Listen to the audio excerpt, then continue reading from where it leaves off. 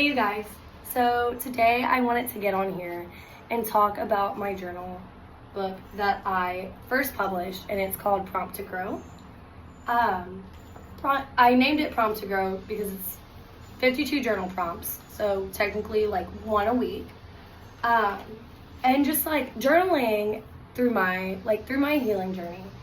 Journaling has always been something that helped me find a deeper connection to self. And really go through and think about the way life has hurt me. And kind of reflect on that and try to heal from that and stuff. So basically the journal prompts are questions that have helped me throughout my journey. Some of them are generic, some of them can be more specific. The back blurb says, a space created for you to hold your thoughts, your hopes, your struggles, and your victories. This journal is not a collection of blank space. It is your companion for your healing journey, a quiet witness to your courage, your vulnerability, and your growth.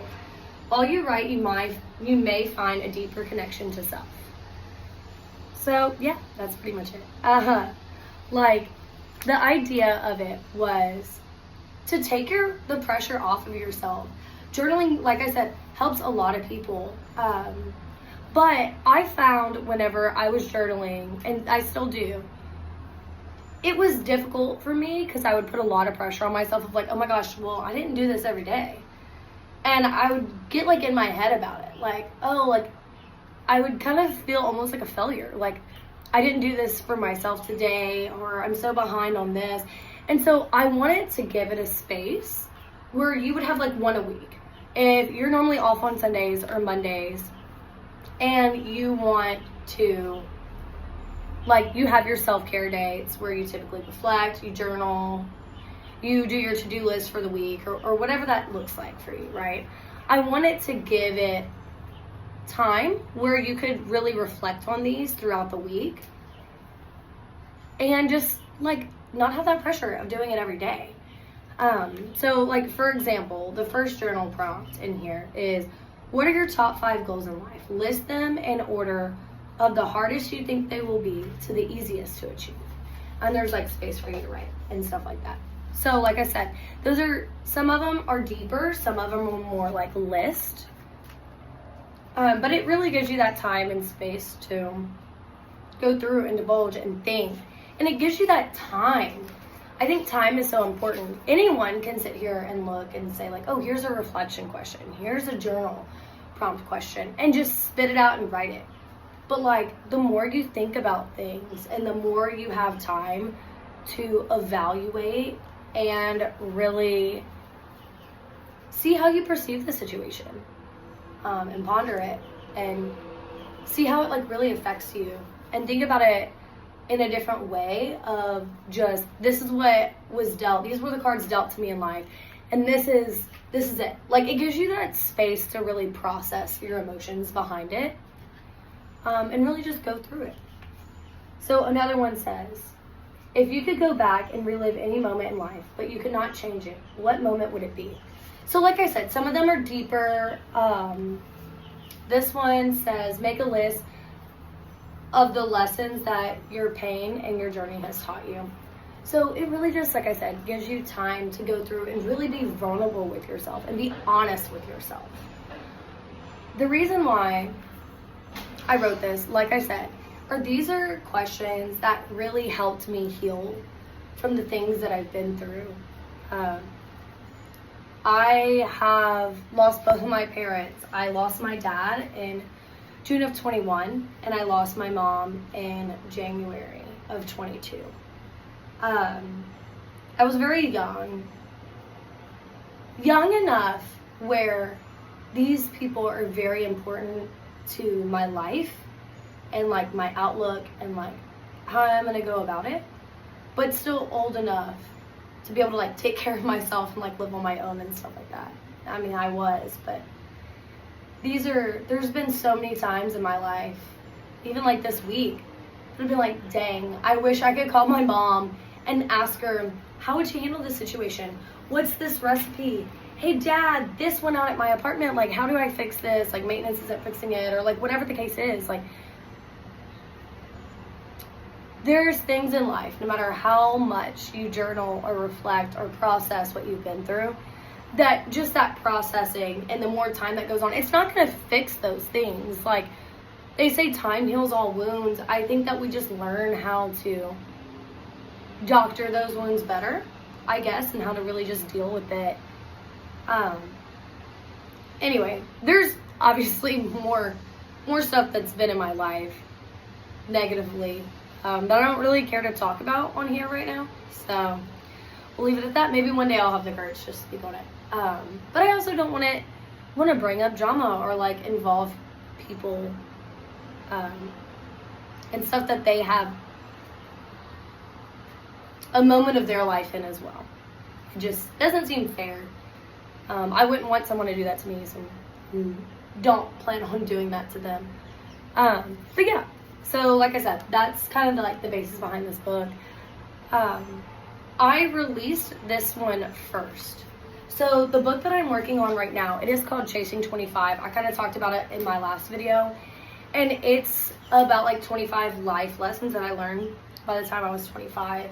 You know, dealing with just like grieving, breakups, life in general, work, like treating yourself right, treating yourself like a priority, working hard towards your goals, and not putting other people down in that process of filling out your shoes and becoming who you are and who you're meant to be.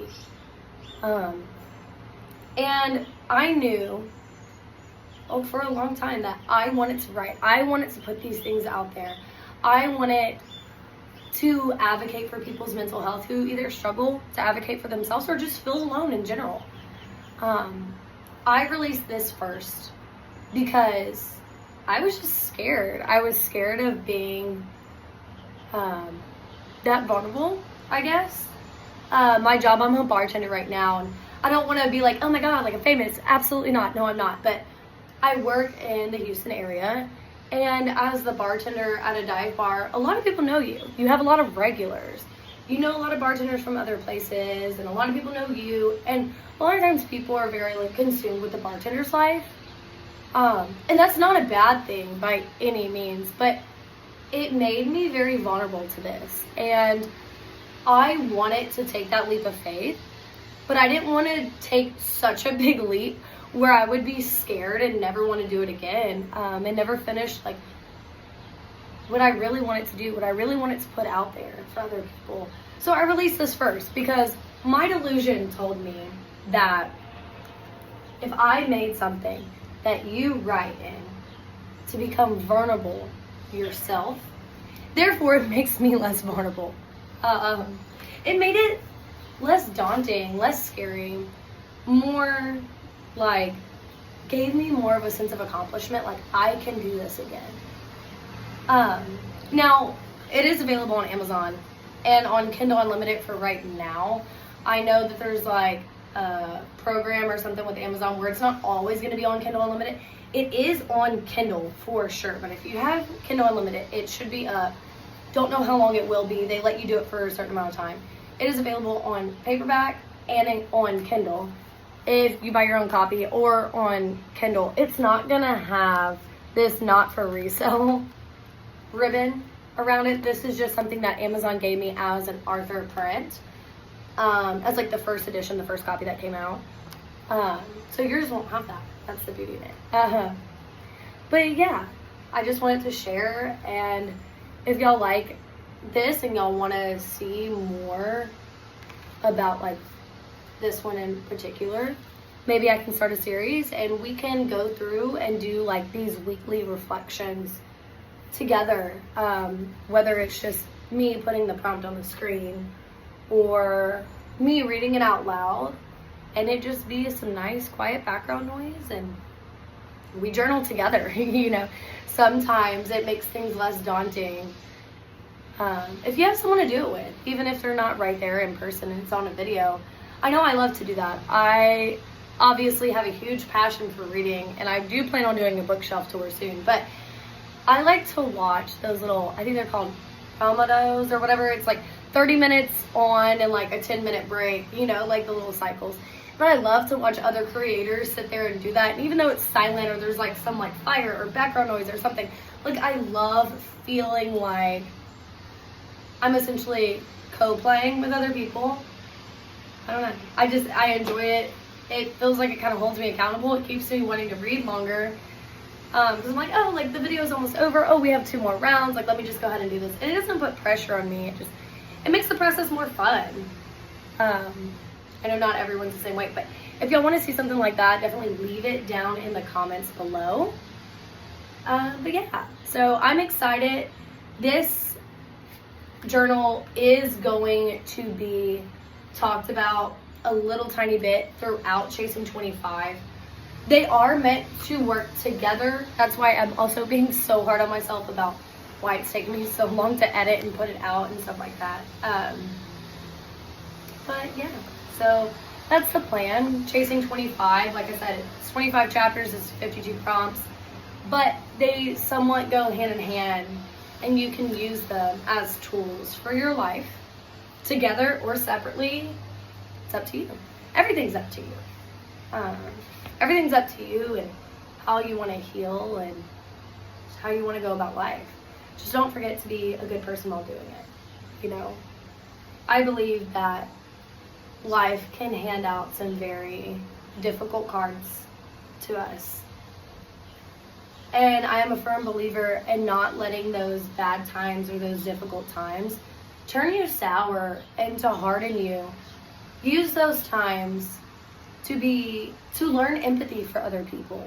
There's things that, like, as a bartender, people come up to us all the time. And they're like, oh, like, my parent passed away. Me and my significant other are getting divorced. Or, you know, just stuff like that. And, like, you can't always relate to what people are going through. But sometimes it helps just to hear, you're not alone in this. And it sounds so cliche and it's not helpful. You can still feel very lonely while doing it.